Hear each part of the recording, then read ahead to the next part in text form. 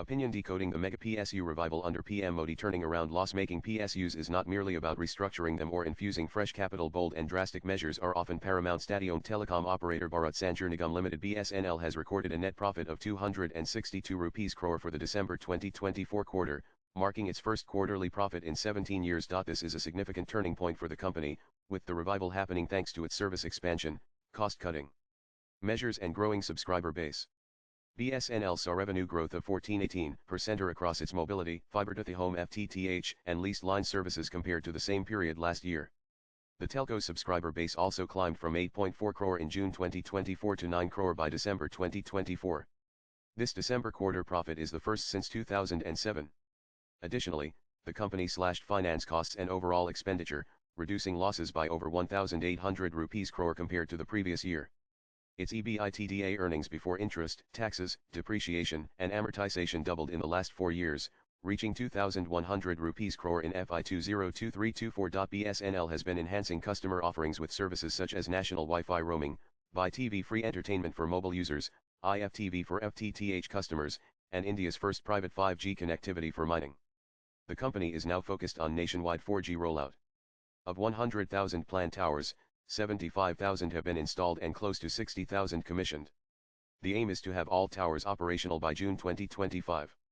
With continued revenue growth and controlled expenditures, BSNL aims to sustain profitability and further strengthen its position in India's telecom sector. Turning around loss-making PSUs is not merely about restructuring them or infusing fresh capital. Sometimes, the decision to shed flab is not enough. Bold and drastic measures are often paramount. In that context, the government's bold move to exit Air India completely in 2122 speaks volumes about Prime Minister Narendra Modi's mantra of minimum government, maximum governance. After being sold to the Tata Group, Air India shaved off its losses by 60% to 4,444.10 rupees crore in FY24 over the previous year. The airline had reported a loss of 11,387.96 rupees crore in FY23. The Tata Group further consolidated its aviation presence with the merger of AirAsia India Ix Connect with Air India Express and the merger of Vistara with Air India. Air India recorded its highest consolidated annual operating revenues of 51,365 rupees crore in FY24, up 24.5% over FY23, driven by growth in capacity to 1059 million available seat kilometers, which was 21% higher over the previous year. The privatization of Air India by the Modi government has worked wonders. Don't forget, this air carrier was making losses at the rate of 20 rupees crore a day, prior to its privatization in 2022. It also saw an improvement in passenger factor to 85% against 82% in FY 200 and 2223. During FY 200 and 2324, 40.45 million passengers were flown by operating 800 daily flights, including 55 domestic and 44 international destinations. Vistara operated its last flight under its banner on November 11, 2024, and its operations were merged with Air India on November 12, 2024. Sharing data on the improvement in operational parameters since January 27, 2022, when the government handed over the ownership and management of the airline to the Tatas, Air India said it had been able to double its average daily revenue by raising aircraft capacity by 27% to 100, increasing flights by 30% and flying 72% or more passengers by 2023, within just 1 year of privatization. The airline, which aims to be a globally recognized brand in the next 5 years, has also focused on its international expansion and added 16 new routes and increased frequencies on as many as 9 other routes. This allowed it to increase its weekly international flights by 63%. The airline was able to clock the best OTP across all airlines in 2023, with 90.98% of its flights taking off or departing on time. This stood at an average of 70% in 2021. Another issue of concern among passengers was delay in response from customer care. The airline has more than doubled the manpower at its call centers, thereby reducing the average wait time by almost 90%. It has also been able to clear a backlog of a whopping 10 lock-aged or legacy refunds, between 2022 and 2023 alone. PM Modi often says the government has no business being in business, and selling Air India to the Tatas was a brilliant move, endorsing exactly that. Air India has seen significant growth in employment opportunities, with over 7,500 new employees, both flying and ground staff, having joined the company since privatization. So, far from losing jobs, thousands have joined the company.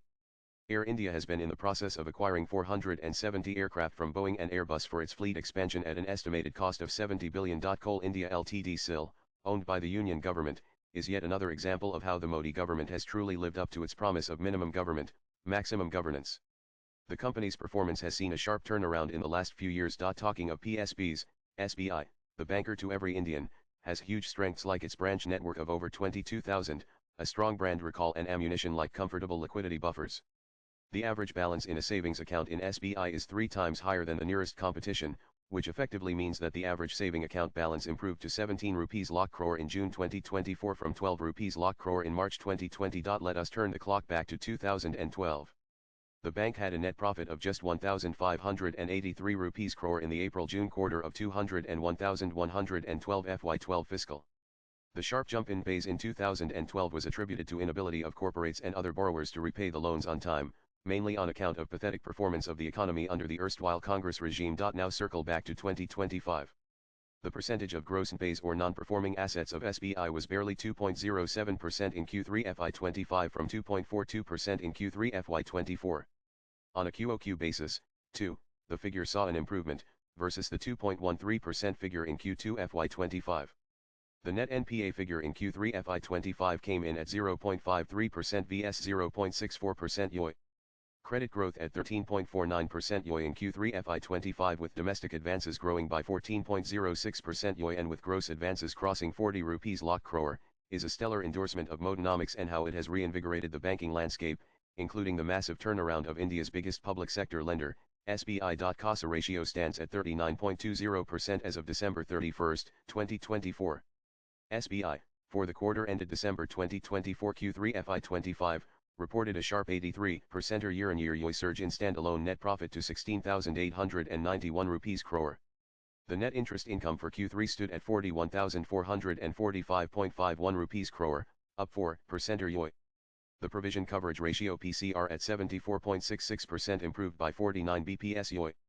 Slippage ratio for 9M FY25 improved by 8 bps YoY and stands at 0.59 per cent. Slippage ratio for Q3 FY25 improved by 19 bps YoY and stands at 0.39%. Credit cost for Q3 FY25 stands at 0.24 per cent. PCR with AUCA is 91.74 per cent. AUCA represents accounts to the extent fully provided and transferred to a separate head called advance under collection account AUCA with a clear purpose of cleaning the balance sheet.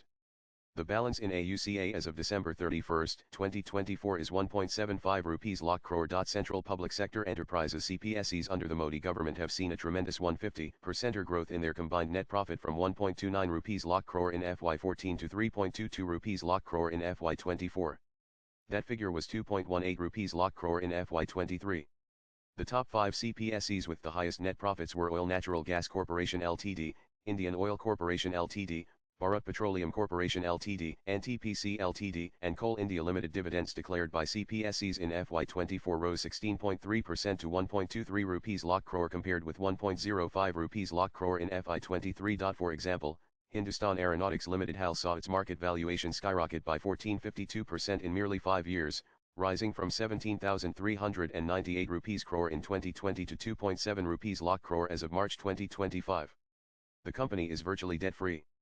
It has a healthy interest coverage ratio of 240.58. The company has been maintaining an effective average operating margins of 24.99% in the last 5 years. As of December 2024, HAL's order book stands at approximately 1.33 rupees lakh crore, with the potential to reach 2.5 rupees lakh crore by FY26, driven by orders for aircraft like the Tejas Mk1A and helicopters like the Prachand. The capital employed by CPSEs also rose by 119% to 38.16 rupees lakh crore on March 31, 2023, compared to 17.44 rupees lakh crore on March 31, 2014, Finance Minister Nirmala Sitharaman said. During the 1999-2004 period of the NDA regime, the PSU index soared over 300%, vastly outperforming the BSE Sensex 70% gain. In comparison, under UPA 1,200,409, the PSU index rose by 60%, but this was only half the growth rate of the Sensex. During 200,914 UPA2, the PSU index declined by 6%, while the benchmark rose by 73%.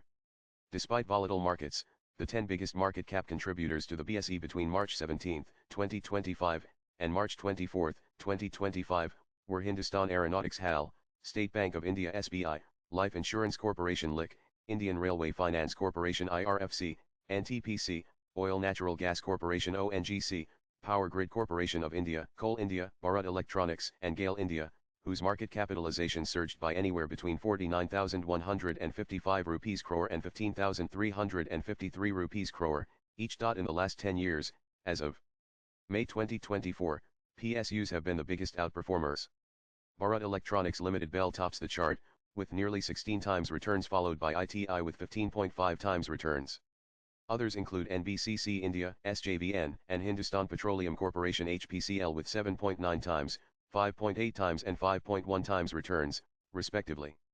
In percentage terms, BEL's returns stand at a whopping 1,488%, followed by ITI at 1,449%.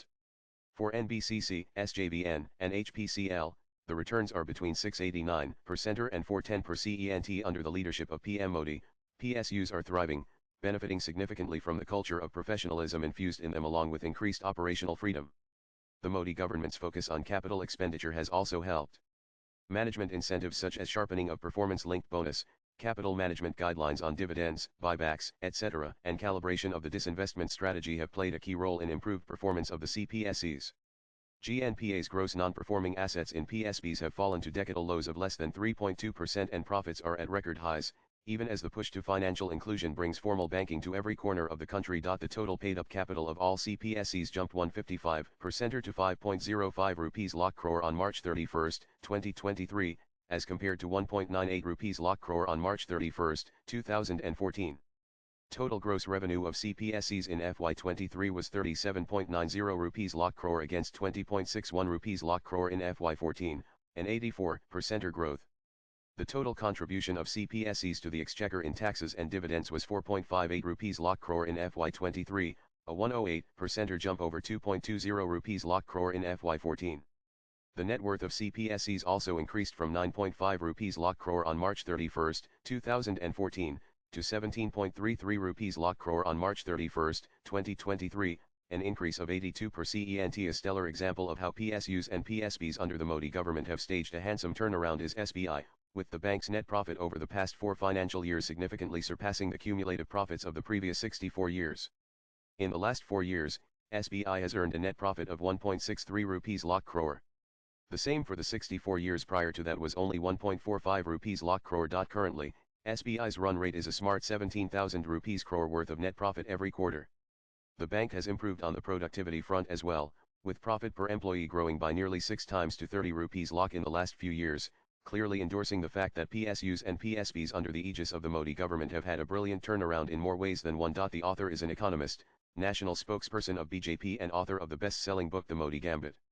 Views expressed in the above piece are personal and solely those of the author. They do not necessarily reflect News 18's views. Nan.